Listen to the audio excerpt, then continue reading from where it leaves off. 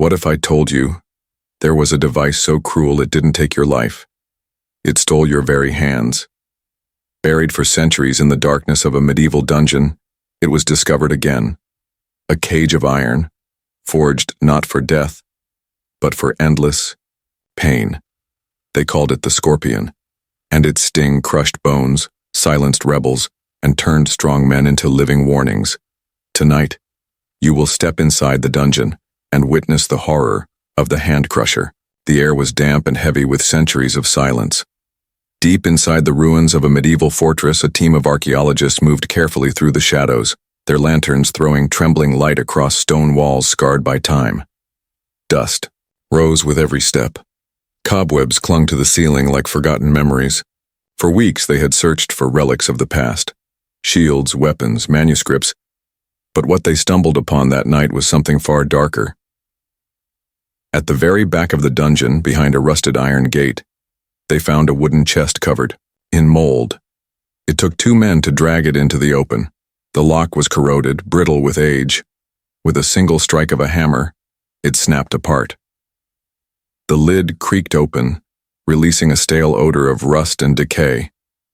Inside, wrapped in rotting cloth, lay an object unlike anything they had ever seen. It was small, no larger than a helmet, but its shape was sinister.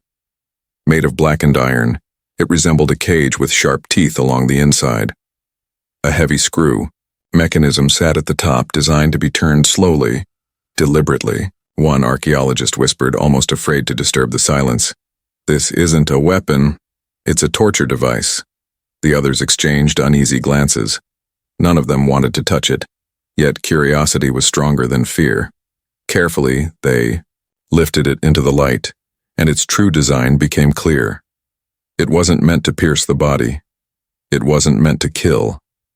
It was meant for hands. The device earned its name long ago, the Scorpion. Like the sting of the creature it was named after, its pain was precise, cruel, and unforgettable. Victims would place their hands inside the iron jaws. With every twist of the screw, the cage would tighten, crushing fingers, knuckles, and bones, slowly turning strong hands into mangled flesh. The archaeologists fell silent. They weren't just holding a piece of iron, they were holding a chapter of history written in agony. For centuries, this device had been lost, buried in stone and darkness. Now in their hands, it lived again, an object not of progress, but of pain. That night, none of them could sleep. For while they had unearthed the device, they had also awakened its story. And stories, especially those born in torture chambers, never die quietly. The Scorpion was not created by accident. Unlike swords or axes forged for war, this device had only one purpose: to break a person without ending their life. In the dark centuries of medieval Europe, power was not only maintained by armies, it was maintained through fear, and fear required tools. The rulers, inquisitors, and lords of the time knew well that death could silence a man, but pain could silence a nation. That is why the Scorpion was so effective. It was never meant to kill. It was meant to destroy the very symbol of survival: the hands. Hands that worked, that built, that wrote, that forged weapons of rebellion. If those hands were crushed, the body could live on, but the soul was shackled. Imagine the scene inside a stone dungeon. A thief accused of stealing bread, or a soldier suspected of betrayal, dragged into the cold chamber. Chains rattling, torches burning dimly on the walls. The guards would not ask questions. They already knew the answer they wanted. The accused was forced forward, his trembling palms pressed into the jaws of the Scorpion. And then the slow turning of the screw began. There was no quickness, no mercy. With every turn, the victim's bones splintered like branches under weight. Knuckles cracked. Flesh tore. The air filled with the raw sound of human agony. The cruelty was deliberate. The device's design allowed torturers to stop at any moment, to inflict as much or as little damage as they wished. Sometimes they left victims with broken fingers, sometimes with shattered wrists, but always with a reminder. Resistance had a cost, and the punishment worked. The sight of a man returning to his village with crushed, twisted hands was more terrifying than any gallows. He was alive, but ruined. Every child who saw him learned the lesson. Every neighbor understood the warning. The scorpion was more than iron. It was a message carved into human flesh. For those in power, this device was the perfect weapon. It kept the victim breathing, but took away their dignity, their livelihood, and their will. The scorpion wasn't just a tool of torture. It was a theater of control, and its audience was an entire kingdom. Among the many stories whispered about the scorpion, one has survived the passage of time. A tale passed from mouth to mouth like a ghost refusing to fade. It is the story of Tomas the blacksmith. Tomas was a strong man, known for his skill, with fire and iron. His forge glowed day and night, producing tools, plows, and swords. But his heart was restless. The kingdom he served grew crueler each year, bleeding its people with taxes, crushing them with punishments. And so, when whispers of rebellion reached Tomas, he listened. They say he forged secret blades for men who dreamed of freedom. But secrets rarely stay hidden. One cold evening, soldiers stormed his forge. They accused him of treason, of arming enemies of the crown. His pleas meant nothing. He was dragged, bound in chains, through the streets, his neighbors too afraid to meet his eyes. By dawn, he was thrown into the castle dungeon. The chamber was lit by 2 torches, their flames flickering against damp stone. In the center sat the scorpion, waiting like a beast hungry for prey. The guards forced Tomas forward. His body was strong, but his hands, his greatest gift, were trembling. The inquisitor's voice was calm, almost gentle. "Tell us the names of the men you supply. Confess, and perhaps mercy will follow." Tomas shook his head. He would not betray them. He would not betray freedom. The guards grabbed his wrists and pressed his palms into the iron jaws of the scorpion. He struggled, but chains bound his shoulders tight. Then came the sound, the turning of the screw. Slow, heavy, precise. The first crack echoed like thunder.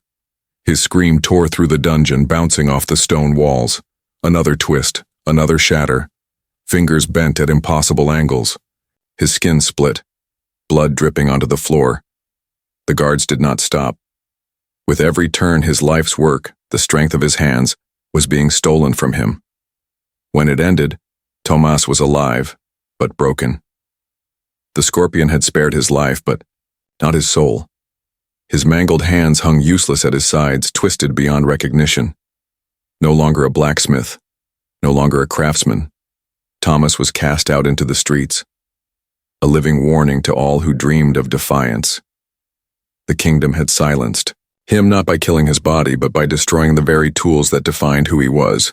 After Tomas's punishment, word of the scorpion spread beyond the dungeon walls.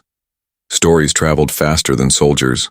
Farmers whispered about it in the fields, mothers warned their children by candlelight, and travelers carried the tale from one village to the next.